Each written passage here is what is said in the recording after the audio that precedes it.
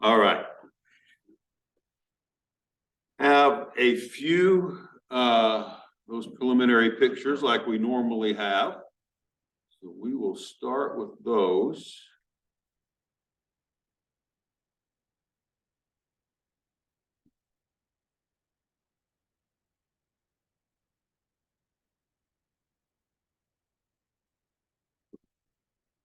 There we go. That aloe? Now, I hate to admit this, but I really don't know what this stuff is. It looks like it. That's the first thing I was thinking. This is just one of the plants that was near, it was around the wall, the western walls. When we were here last time, we talked about the east, the south, and we turned that corner on the west. And this is the coming around, it's in that area. They're right around in Jerusalem, but it looked like aloe. It was really neat looking, so I got a picture of it, and that was I just don't know.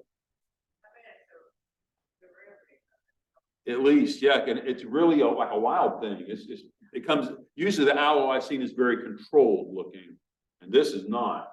But it was definitely there's a little bit further away, and it was very consuming.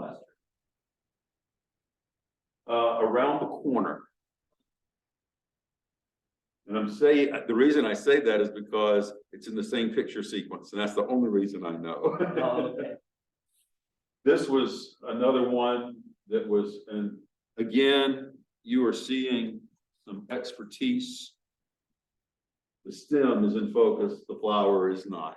So I tried really hard to get good ones, but I didn't do so good. So those are some of the plant things. We hear about shepherds all the time at up there. So this was one that I pulled in. And I wanted the moving one. So this is right in traffic as we're heading up there. And it's just an active way of life. Now let's go ahead and get this. Yeah, they have the right of way, I guess, right?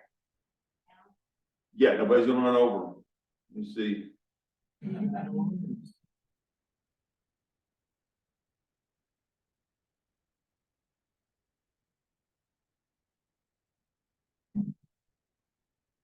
So they had to get them out of the car, out from around these different cars. But yeah, they take over the roads, and but it's just an active thing, and they're still being actively herded. And it's a sad thing because a lot of the times as you go further and further out, you see these little communities, and they're dirt poor, and it is. I think the hardest thing, it's one thing to say they're poor. The hard thing is when you have the little ones being sent out to sell. And dollar, and they'll sell you something for $1. And that's their income. And it's just hard for me to watch that, but that was just some of the things going on around. So here, this is just the sign as you go in. That Jerusalem, the temple and the walls around, just so you have this idea, keep in mind that yes, you had, especially the Western Wall, you had the Temple Mount, you had the Dome of the Rock. The Muslims really liked that, but they didn't care about the Western Wall being, the reason the Western Wall is so important is as you have the temple built on the top, the Western Wall was the closest place to the Holy of Holies. That's why that wall is important to the Jews. That's why the Jews claim it, and the Muslims don't mess with it. They stay on top. They stay at the Dome of the Rock, which is opposite side, and they're segregated, even though it's close. But the Western Wall is extremely important, and we're going to see this in a minute. As we went into the Western Wall, and we're looking at that, and we're going to have to look at a couple of different angles. I'm going to show you in a minute the video. Do you remember when we saw the road, the Herodian road that Jesus had walked on? It's the one that went all the way down to the Pool of Siloam. And we stood at the corner, that southwest corner, and looked up where the devil most likely said, "Go ahead, I dare you." throw yourself off the temple, off the pinnacle. That's the spot of the west wall. And you remember when we looked down the road and I said, okay, that wall is 2,000 years of destruction, rebuild, destruction, rebuild. And it was what, maybe 75 feet tall. Well, where we're going to be looking at it, this western wall, we were down here, this section is up here. So the road goes way under where we're going to be looking. Well, as we keep walking, the western wall is roughly 1,500 feet long, a third of a mile long. You only see less than 200 feet of it because it's all buried. It's still buried. It's underneath right now, houses in the Muslim quarter. They've just built all over the destruction. So what we're going to be seeing here is tunnels. They've gone underneath and they've tunneled. So we can see more of this wall that we're going to be looking at. Okay? So that's kind of the goal right now. So this is getting into the western wall. They really, I mean, obviously, and one of the things that's interesting with this western wall, you cannot go as a Gentile, you're not allowed to go down to it while they're worshiping at their wall, except for, I believe it's just Tuesdays. So we had to schedule our time so we could go down and not be pushed out of the western wall. Yes?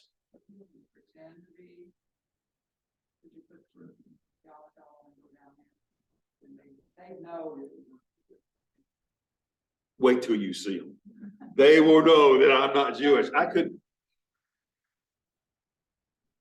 Some did, some didn't, and we'll see that. One of the, my problem was I have, and my family knows this, I have a very large head. And so when I put the yarmulke on, I tried to put it back here and one kept wanting to fall off. So I had to put it up top and it looked like a dunce cap.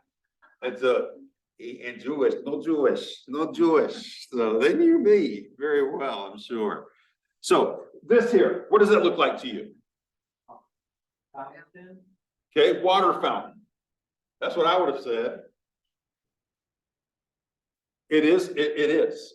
Here's what happens. Can you see right here? Bunch of little silver cups. They got white ones in here too, but mostly silver ones.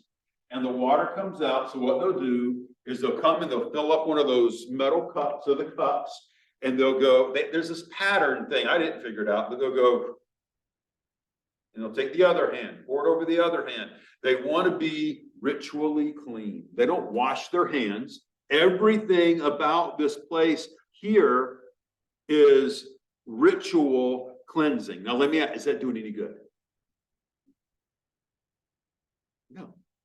No, they don't need to be ritually cleansed. So I didn't pass out sheets this time. So just be ready to turn to a passage for me. If you would, somebody just go ahead and start turning to James. Who's going to get it? Okay, Pete's got it. James 4. But what is it? You tell me. Does God, is he all concerned about you and I going through this ritual cleansing and doing, and you see it in different religions, different ways. What is God concerned about? Yeah. He's concerned about the heart. That's what he wants cleansed. Read for me, please, James 4:8. Draw near to God, and he will draw near to you. Cleanse your hands, you sinners, and purify your hearts, you double-minded. So those concepts are going together. Yeah, get your hands clean, but get your heart pure. That's what he wants. Let's also look at Matthew 15. Matthew 15, two people to read this one. Okay, Pam, 10 to 15. Who's going to take 16 to 20? Okay, Jane. Matthew 15, 10 to 15, 16 to 20. He called the multitude and said unto them, hear and understand, not that which goeth into the mouth, defileth the man, but that which cometh out of the mouth, this defileth a man. Then came his disciples and said unto him, knowest thou that the Pharisees were offended after they heard this thing? But he answered and said, every plant which my heavenly Father hath not planted shall be rooted up. Let them alone, they be blind leaders of the blind. And if the blind lead the blind, soul shall fall into the ditch. Then answered Peter and said to him, declare to us this parable. And Jesus said, are you also the fellow students? Do not you others have what's over in them, and not go and fellow and cast out into God. Those things which proceed out of the mouth heart and may defile a man, for out of the heart proceeds evil thoughts, murders, adulteries, fornication, theft, false witness, blasphemies. These are the things which defile a man, but the evil unwashed hands defile him. So God's looking at the heart.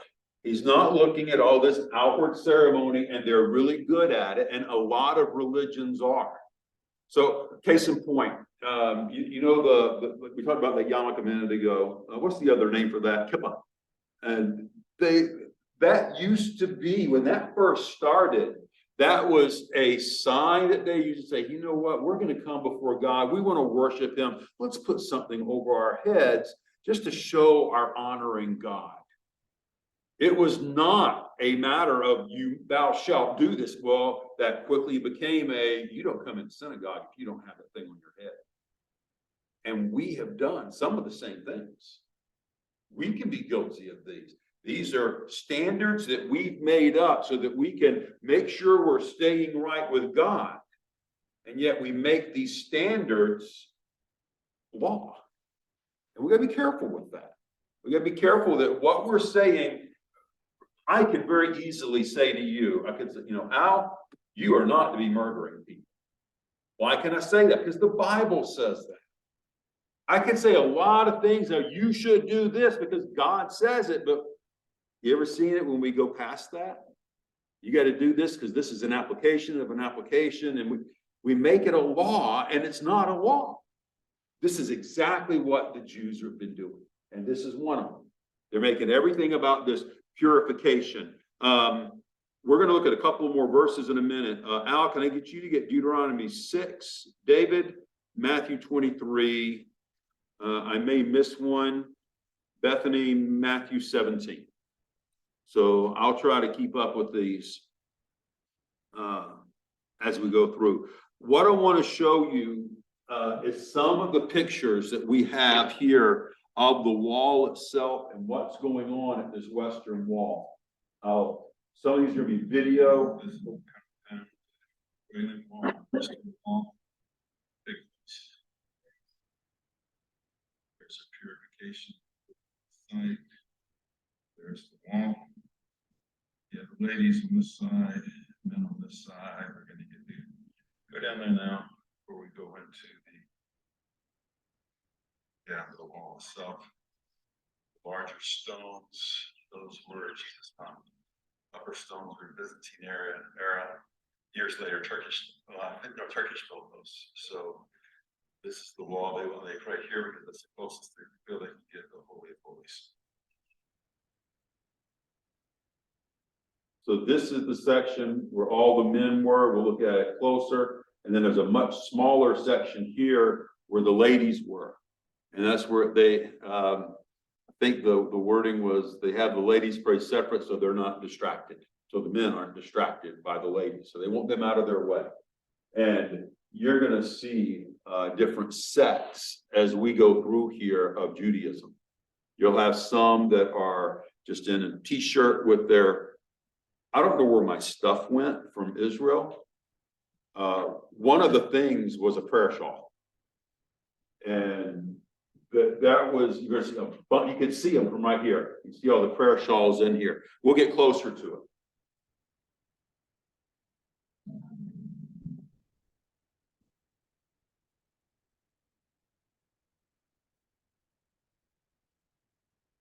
And you'll notice there, look at the guy's jump. You see on his head, the phylacteries.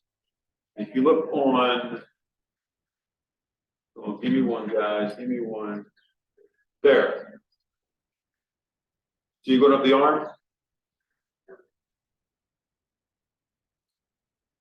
So those are the phylacteries.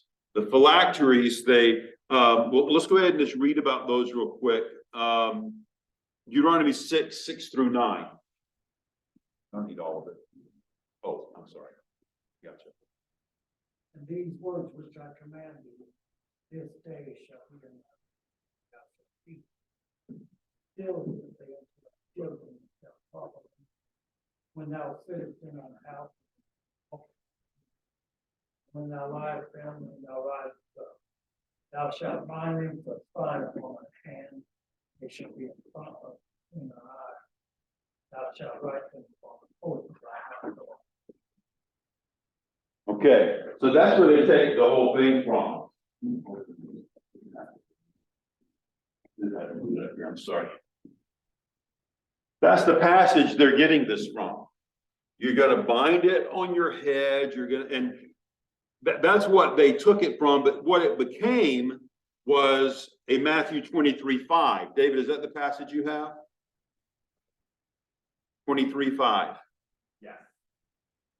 But all their works they do, for the gain of men, they may brought their Flatteries. flattery and enlarge the borders of their garden. So there, everything is to be seen, and that's why we have on these, a lot of times some are larger than others. And I'm not sure of the method, but there is a certain way you wind that strap around your arm, and it's your left arm, because they say the left arm is closer to the heart. And if I got this right, if you're left-handed, they do it on the right arm because you use your left hand more and it's more unclean, but everything is ritual oriented. The thing wraps up the arm and then it wraps over, and that's the same thing that holds it on your head. And everything is, and I'm trying to say this nice, but everything's show.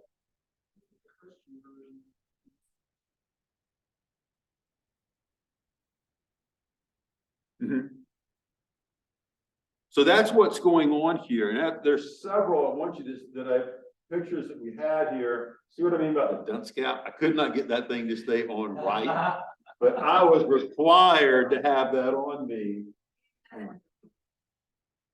Yeah. I could have gotten one probably, what it looks like.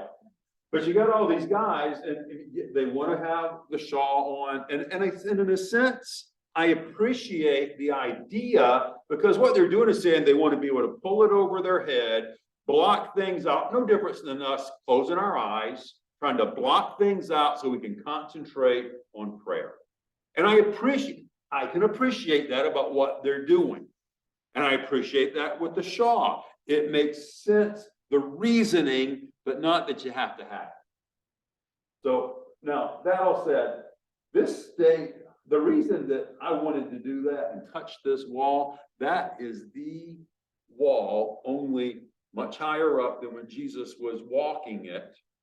That's the same wall that Herod built that Jesus would have been walking under during his time. I just wanted to have my hands on it. Now, what do you know about all that lining? Do you see all the paper stuffed in these cracks? Yeah.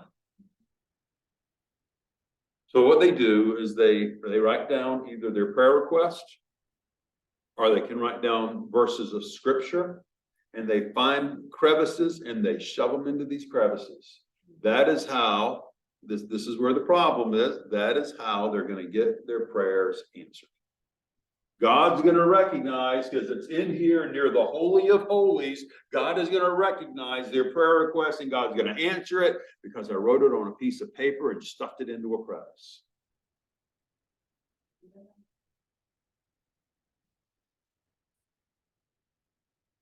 Oh no, those stones right here are Herodian. That's the outside wall where the temple was located. Oh, yes. Yes. That's what's so special about here. This is the closest wall to the Holy of Holies in the temple. So the Holy of Holies kind of backed up towards this wall. Does that make sense? Okay. So that's what's going on there.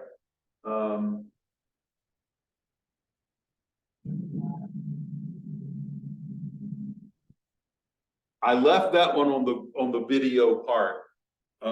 Because I wanted you to hear what was going on. That is what you heard the whole time. All of the chanting, and they'll be doing this. They put every part of their body in motion as they pray. They want to pray with body, soul, spirit. They want their whole body involved. So that's what they do. And it's, in some ways, it's very distracting and aggravating as they do it.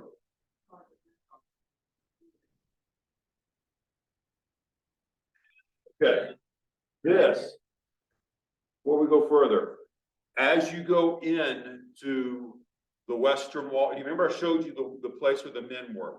At the bottom left corner, there was this alleyway. It's a big one, and that's a lot of your older men. This is where I'm at right now. They let us go in here, and so I'm taking pictures. There's a library in there, small library to see different religious books. Jewish, as you're coming out, you'll see the people praying. That's what this section is of. And I'm taking the video from way inside and heading back out to where the prayer wall, to the Wailing Wall was. They don't care for the name Wailing Wall because they don't cry there. It's their prayer wall.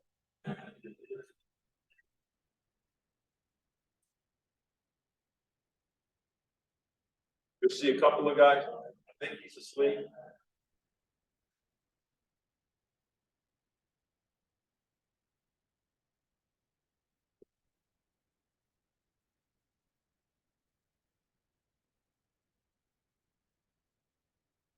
He was out. It was a lot of this. Most of them are old.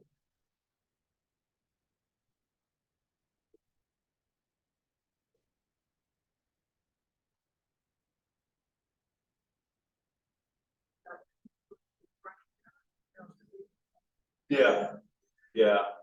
And so you can see, you got these, I believe the ones when you have the hat and the overcoat, I believe those are your Hasidics. Then you've got some who are just in jeans, t-shirt, tennis shoes with their no phylacteries, but they got their shawl on. You've got the ones who are in a more of a robe. It's no different than saying I'm a Christian, and saying I'm a Christian means absolutely nothing.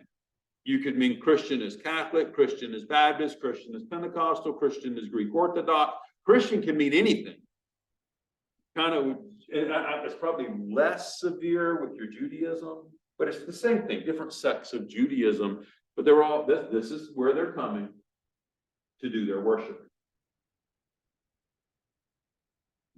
And I was just, again, for me, the whole concept of being at this place where Jesus was and where he would have looked up and seen these walls. For me, it was exciting to be there, but keep in mind, we are up probably 75 feet above where the road is. So we were down at the road before. There's this massive earth mound, and as we go this way, the wall goes underground. We have to go underground to get it. There's houses up above us. So just have that in your minds as we go through it. And I'm hoping these will, I'll be able to keep making sense with them. I turned it again, I'm sorry. All this to show the paper all over this wall, stuffed into these crevices. And I don't know if they clean those things out or what, but it's everywhere. Huh? I have no idea. I have no idea on that one. So just keep in mind, I mean, this rock is probably 2,000 plus years old, and it's still where it was laid. It's still doing its job, and it's still there for us to see. Whoa, what's that? Okay. So that is the end right now of the outside at that temple wall. From here, they took us inside. Now this is starting to get underground. This is one of the windows that would have been built into the wall underneath. So here we're underground. It's called the West Wall Tunnel, and that's where we're starting into now. We're going to go into it all the way to the, all the way to the bedrock. I'll show you that in a moment, and then we're going to come back. And one of the areas we'll see is a area that's really special to the Jews. It's a ladies area only. where they can pray. This is starting into this tunnel. Now, as you start, they take you to this area where they've done a really good job. This is a replica of the Temple Mount. You'll see a better picture in a minute. That's just got the rock. It's just the ground, the stone they're going to build on, and then they put on the foundation, they put on the temple, and they're showing you how it built up and then how it was destroyed. And I didn't have pictures of all of it, but it'll give you an idea. You have the bedrock, the temple, the western wall is laid, so you'll see where the western wall comes up over the bedrock, and that tunnel we're going to take is going right through the side where this bedrock and the wall come together. So that just gives you an idea. So that's what had happened. They built and then when the destruction was done, you had this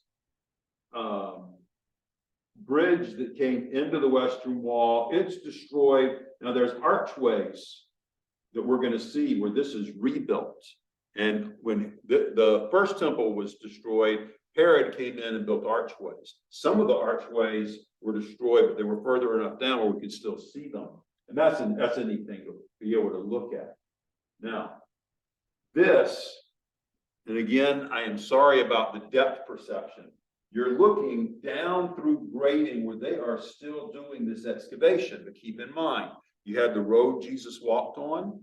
We were up 75 feet or so above this. They're down here at road level, trying to dig here inside this tunnel and get down to the level where the Herodian road was. So this is what this picture is of. And again, it's kind of a weird look, but you're looking down, trying to see that depth perception. So the vault of the Great Bridge, it had vaults supporting it. And they found one of these that show where it was destroyed.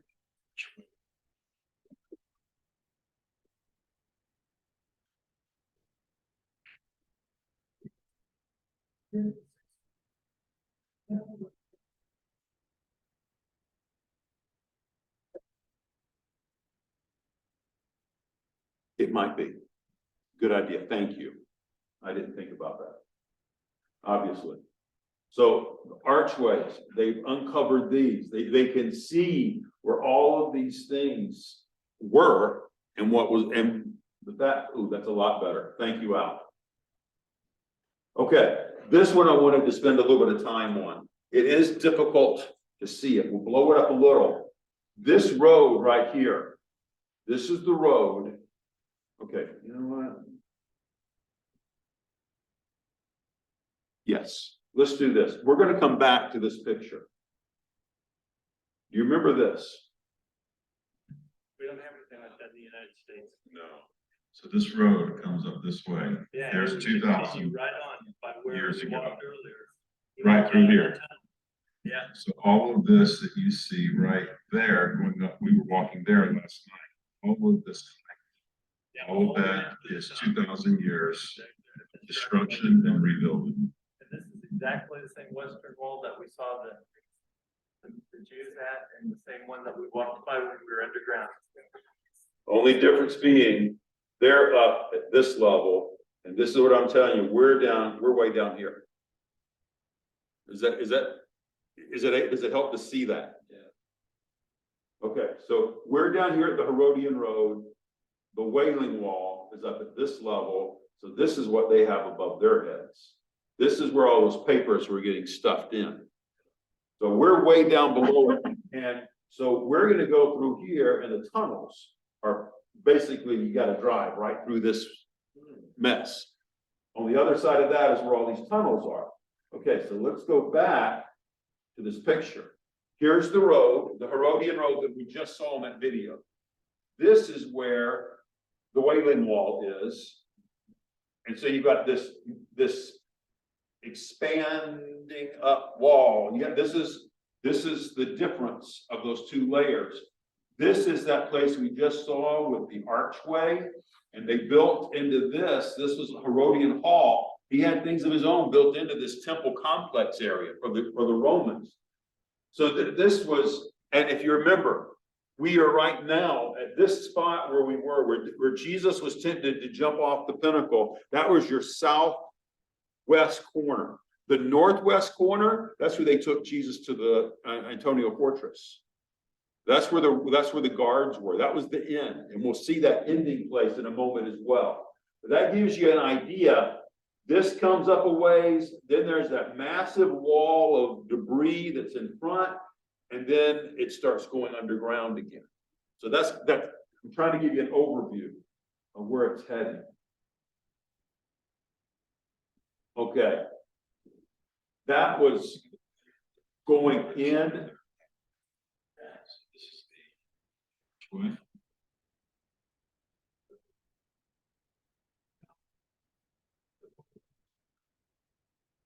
Okay, so going into the archway and seeing the excavations they were doing.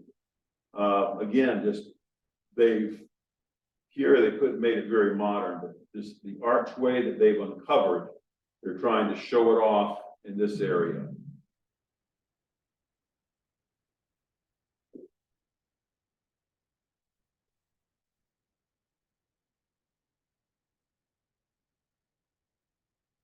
Okay. Same place as Solomon's, but underneath, his was destroyed and they're building up. This, we're gonna look at a little bit more. This rock, that one is known, what was the name?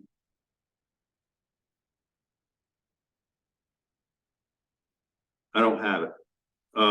This rock is part of the foundation, but keep in mind, this is 3 stories up from the bottom. They're still digging down to get to the bottom. This is 3 stories up. This rock, you're gonna see it in the video part in a minute, is about 60 feet long.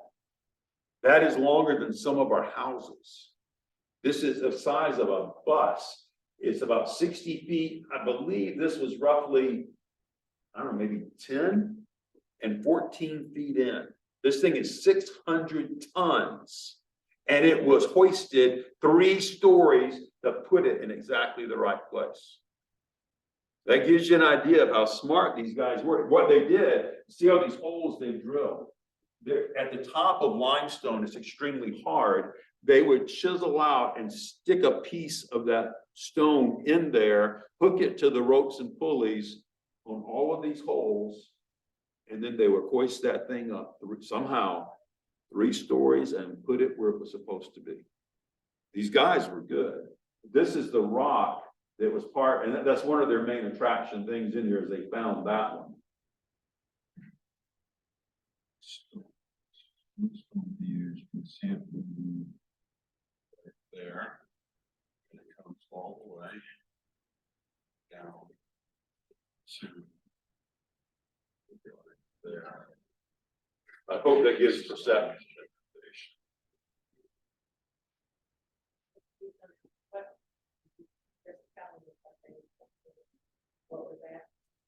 I'll show it to you again. That was, I said, it starts right here and it goes all the way down here. That's one stone that they quarried and put there.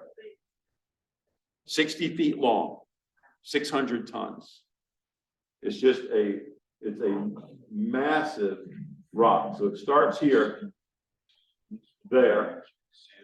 This is the hole where they put the stones in to raise it. And it comes all the way down 60 feet to there. Block and tackle.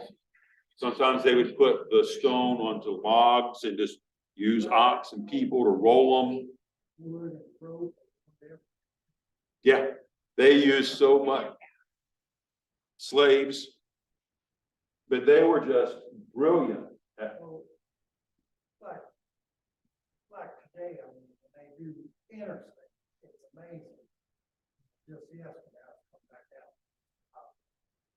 They're putting, where they do the interstate, you can keep on going. They use a big crane, put that piece in, right, overpass, and it's like amazing. right. As I was thinking about it.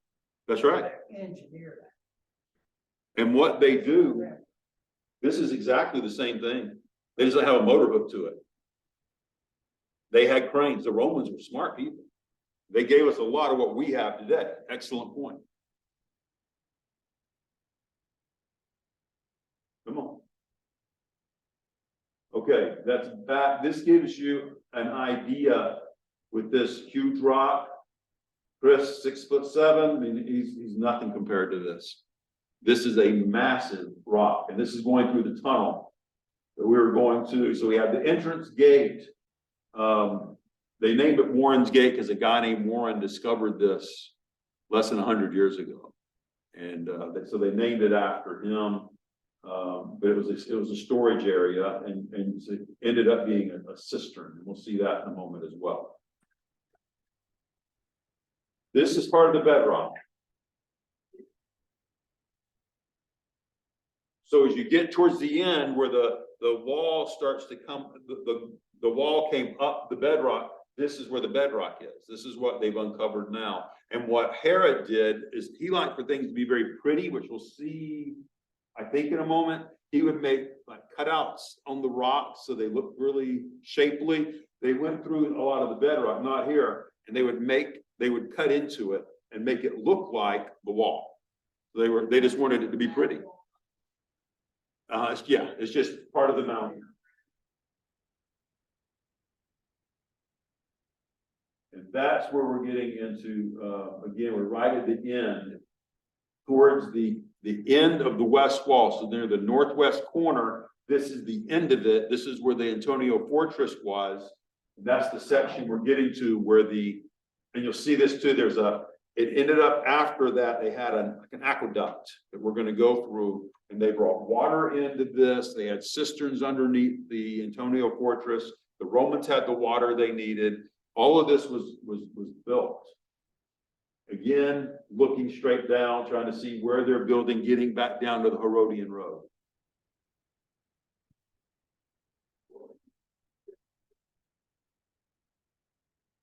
And that's all the wall.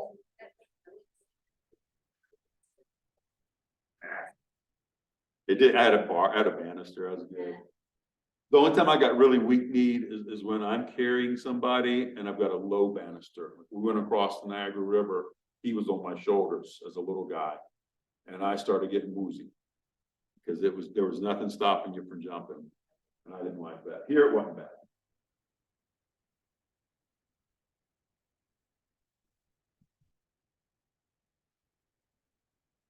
Okay, this is all.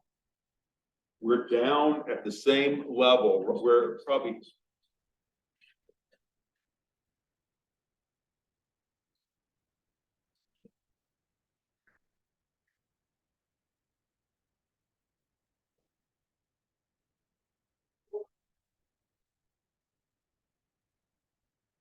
No, not much.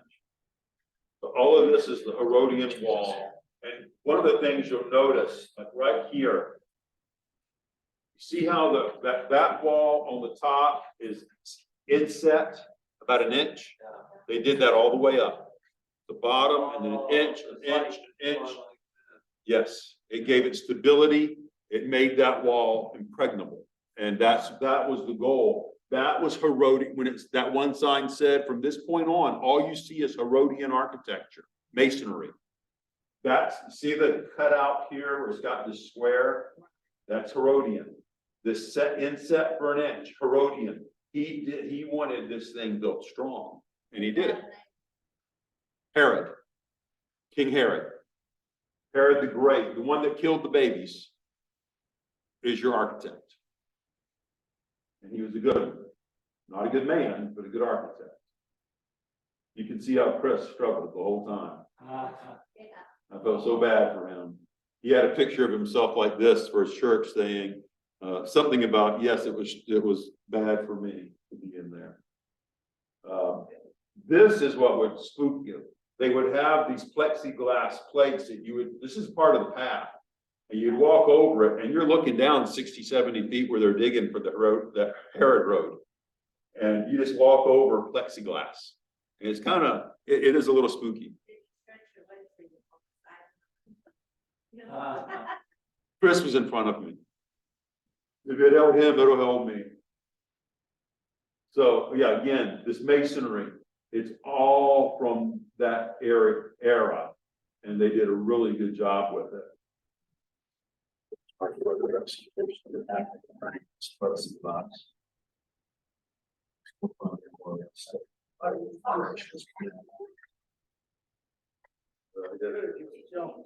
Yeah.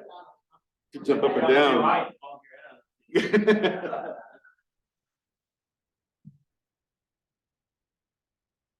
Yeah, this is where they're grading rock. This is the original. Everything's tunneled through there. I think so.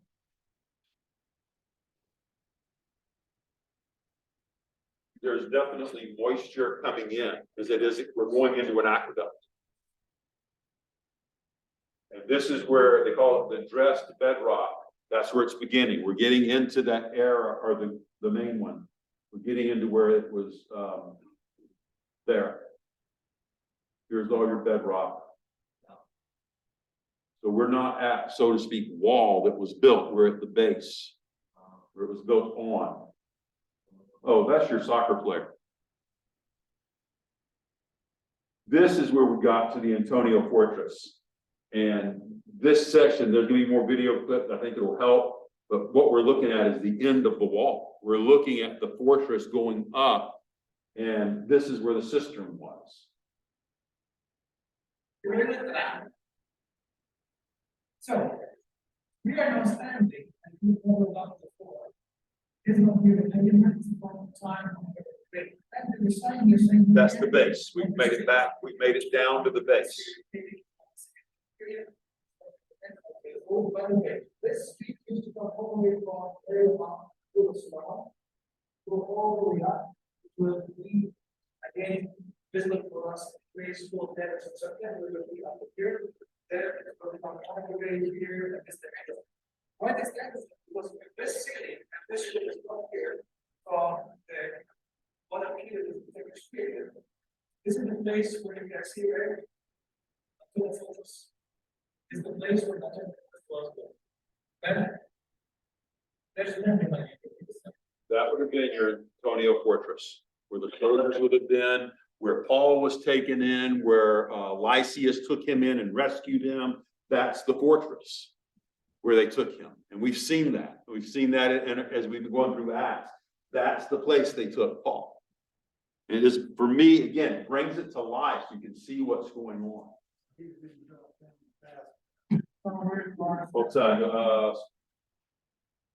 Say that again. We've been dropped down out fast. In a similar looking place. That's what he had been dropped out of. Yes, not that one. Yeah, the soldiers would have shot him or on the way down. But yeah, that's what it would have looked like. That's what it would have looked like. So this drawing, the reason I put it here was you can see we were on ground level, then we went up, and then we crossed right back under to get back to ground level again. We had to go underground to get to it. I hope that makes sense. Because everything's built up. This is what it would have looked like. Everything is just built up over this mess, and they keep digging down. So we were going underneath homes in order to get to the spot where we were. And that's where we were on the fortress. This northwest corner is where the Antonio Fortress was on that Herod Temple. So that's the spot we were at.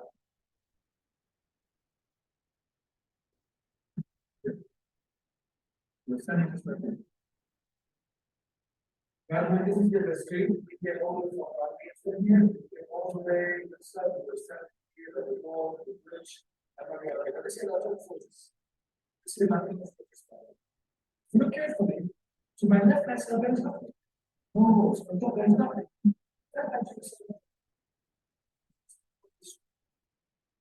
So that's the spot where he said, this is where you are. You are at this point, even though there's stuff way above you from destructions, that's the point where we were. Oh, yeah. Yeah, I didn't get one. That would have been good to have. You turn around and go back? Oh, okay. Yeah. Now, he was saying, what is the big, how do we know we're at the end? And nobody could answer, well, that is how we know we're at the end. That little knob, when Herod would build, when the Romans built, there were those knobs are how they would attach. That's how if they were not done building, they shaved those things off.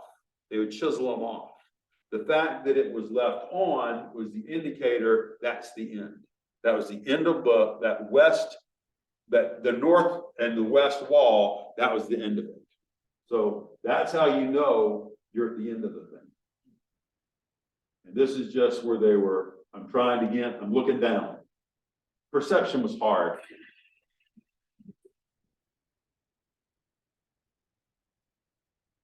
You see this gully?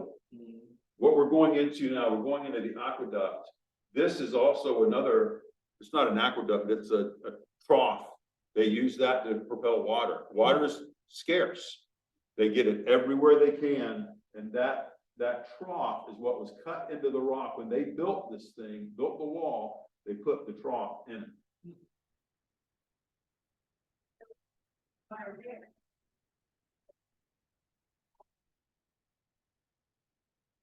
Okay, say that again. How does it get water in that trough? Does it just seep through the wall? Oh, no. On up the way, 'cause that's a long trough. And you're gonna see this again when we get in a few weeks, when we get to Masada, you're gonna see troughs that they've made where a flood will happen. They will have heavy rains at times, and those troughs are designed to pull in and catch as much of the water as they can catch. Masada did that, and if I remember right, Masada's cisterns had about 40,000 cubic meters of water. Tons.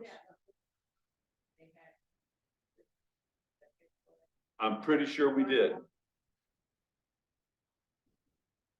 Yes. So again, there's different areas where they're trying to dig out, and they're very picky about, you don't mess with when they're digging, and they lock it all up, and the right people get in.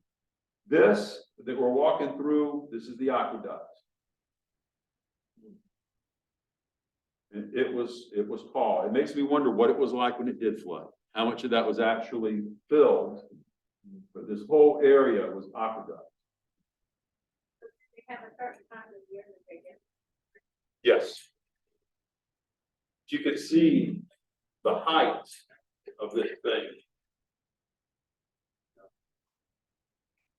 Well, like it's a big trough. Yeah, yeah. That's all it is. Does it smell musty in? No, it's too hot and dry. Good. This is where the aqueduct led. The cistern. And there's still water in it. You'll see it down there.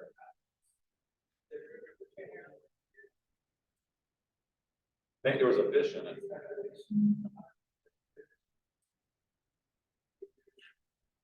There it is.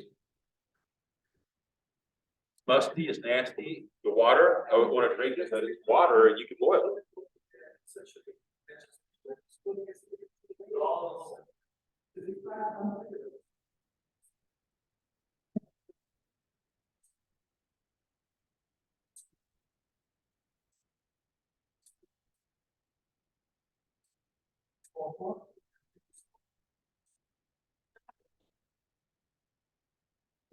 Is that just a bottle of water or is that water he got?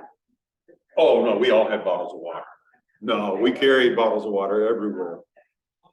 There were like holes. I mean, that's not like the street. Is that like the street up there and there were like water down through there? When they discovered this place, there was and may still be a Catholic, like nunnery thing up above. And this place was a cesspool. It had, their wastewater coming, it was just ugly. And the guy found it and they came through, figured out what it was. The wall that you saw over here was built to block off the two cistern areas, and they cleaned it. And this, to get it back to what it was. And it was, but yes, water will come through from, you remember when we were looking at the road going into the Siloam pool? and those drain tiles. Yes. That's exactly what you're seeing Exactly happening. what I was thinking of. Pictures you were showing. Yeah. They pulled in all the water they could get. Huh, 'Cause so it's- that cistern is running, the channel is running the length of that road? It's Wow. huge. Wow. And so to me, it's exciting to think that here, up above the fortress, those soldiers had to make sure they had water. So as that water is coming down, they built in the cisterns. So water would be diverted to them, then it could go on down the road. Hmm. They made sure they were taken care of very well. You're gonna have population. In Jerusalem? Oh, millions. It's big. And people are, and you're gonna see one more wall. Hezekiah's people will pay millions just to live next to something like this. Hmm. They wanna live near these walls. It's just, it's location. Was there any, cemetery of like some of the guys from the Bible? That any of that tour was Bible, whatever. They think they had David's, but David's, they said, that's not right. Who else did they push?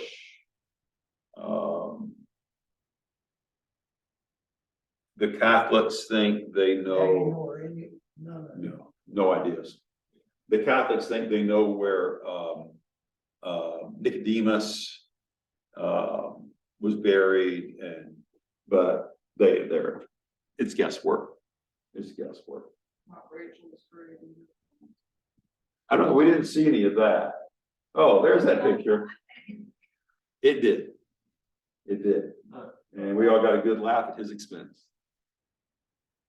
We're gonna dig down there and we can fill a spot where as far as the ladies can go. Right, so they were right and taking pictures. If they've been here. There's a spot.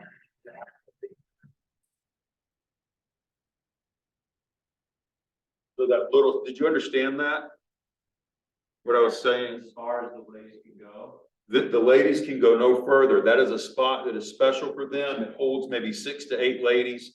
And the first time we went through, there were ladies there and he just said, everybody be quiet, no pictures, walk past them, get out of here quick. And it was their time and you don't mess with them. That's all it can hold, about 6, 8 people. And so that is what's ironic is they want to be the men want to be the closest to the Holy of Holies as they can get. That spot that's the closest. It's the closest you can get as a straight line to the holy, where the Holy of Holies, where they believe it was. And the ladies are the ones who get the privilege of going there to do their praying. And so it was good. This is where the ladies come. And in a sense, you think about it, it's fitting. Who did you see constantly waiting on Jesus and providing for him? Those ladies. Those ladies walked with him and served him, and they get the privilege here, like being the marriage. What's the story behind how they got rights to this little spot? No idea. No idea. That is just considered the ladies' spot, and it is theirs. And Is there women that have to wait a long time to be able to? they didn't say that either. I'm guessing it's open. You just kind of wait your turn, and then you go in and pray. I've only ever seen like Jewish men in their black suits and their hats and. Did the women dress a certain way? No. They look kind of normal. Any of the wailing and all that stuff, I guess that's not under reason. No, the wailing, that's why they don't like that term wailing wall, because they're chanting and they're praying and they're not praying like we pray. They're reciting prayers and they're saying things, but they're not wailing. So they don't care for that term. That's why. So that's different. Yeah, that's different. So here we're back out. So now we've come out of that tunnel, and this is the wall again. That was about 3 stories up from where the road would have been. So that just gives you an idea. Again, we went up the wall. This wall is about 1,500 feet. We went up to the end, about 1/3 of a mile. We came back. And so this is just the courtyard area that they had. I don't remember. What, paying attention? It was good. So this is back to the end of the western wall. This is the south wall. This would be the pinnacle. Where the devil would have tempted Jesus to throw himself off of. This is where we saw last time. So this is the spot.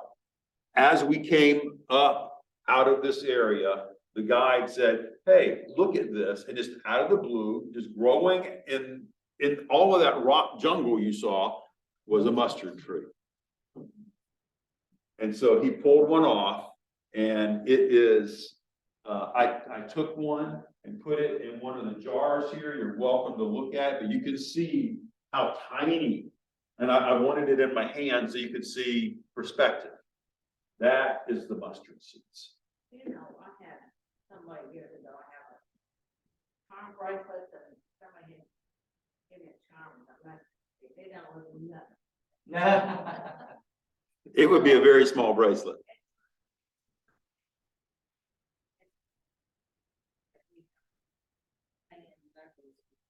It may have been a pod.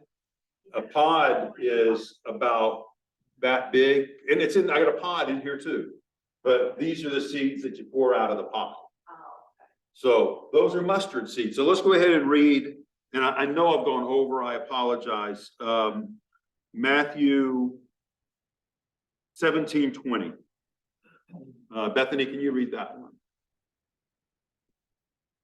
Jesus said unto them, "Because of your unbelief, verily I say unto you, if you have faith as a grain of mustard seed, you shall say unto this mountain, remove hence to yonder place, and it shall be moved, and nothing shall be impossible." So Jesus, and we talk about wanting great faith. And I do want to have great faith. But Jesus said, if you have faith like this, you'll move mountains. It's not so much how much do you have, it's more of who is our faith in?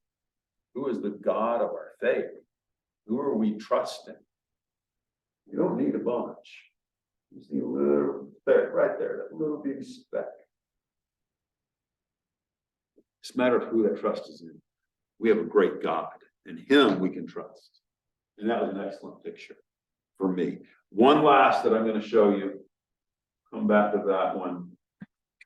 This is the wall, Hezekiah's wall, 2,800 years old.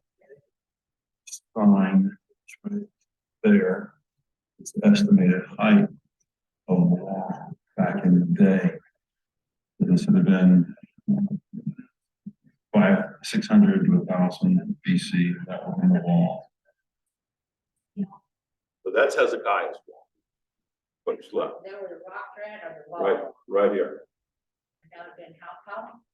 They estimate it to have been, I think that was the spot they made.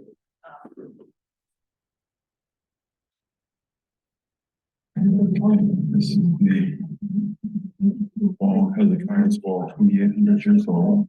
There. And this sign is right. That's how high it would have been. So, and because this is Hezekiah's wall, and Hezekiah was a big name, those houses are worth tons of money. Because they look at Hezekiah's wall. That's how they judge the value. Is it near David's gate? Is it near this gate? Is it near, whatever it's close to, your price, location. Oh, that's like, Exactly. That wall makes those houses extremely valuable. That is Israel. Everything's close.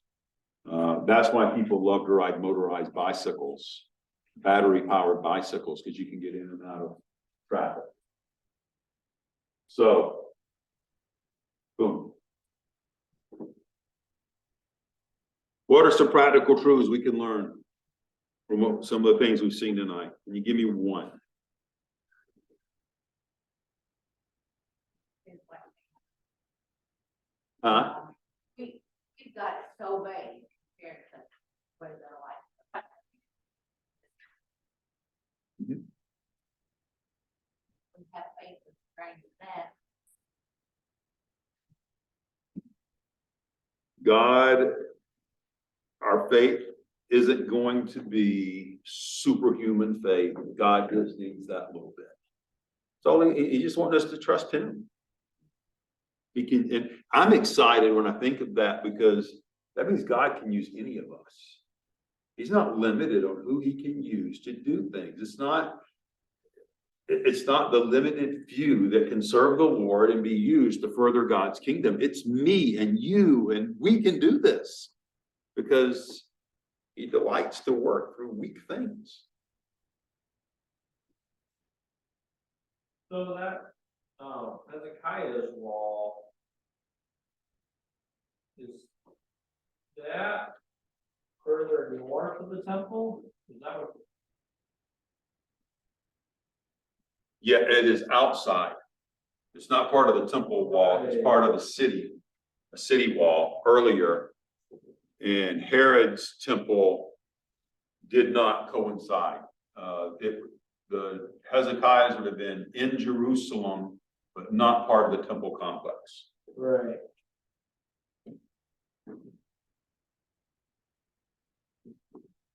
I've heard the name Hezekiah, so you refresh my memory. One of the kings, Okay. Hezekiah's tunnel. He helped, he chiseled out that tunnel because the attack was coming. He had it chiseled out. Attack was coming. He needed the water source. He was a good king. Yeah, so Hezekiah built quite a lot more of a wall, expanded the size of Jerusalem during his reign. Yes, Yeah, quite a bit. another good builder.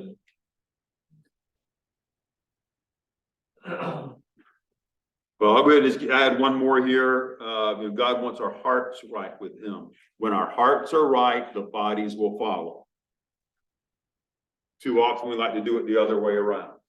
I got to do right in order to please God, and no, I got to be right, and then I'll be doing right. That my being right is what makes me right with God. My being, not doing. He wants a right heart with him. He wants that devotion, that passion. And it's not about keeping a bunch of rules in order to be spiritual. It's easy to get it backwards. Anything else? Any questions? I don't know if I can repeat that or not. He wants our hearts right with him. If our hearts are right, the bodies will follow. That part I remember. Not about keeping a bunch of rules. He wants our devotion, our passion. And we need to follow him because we love him. It's easy to get it backwards. I'm sure, I'm rusty on my talking. I don't remember much at all. Okay, questions, comments, and we're going to close. Thank you for being patient with me.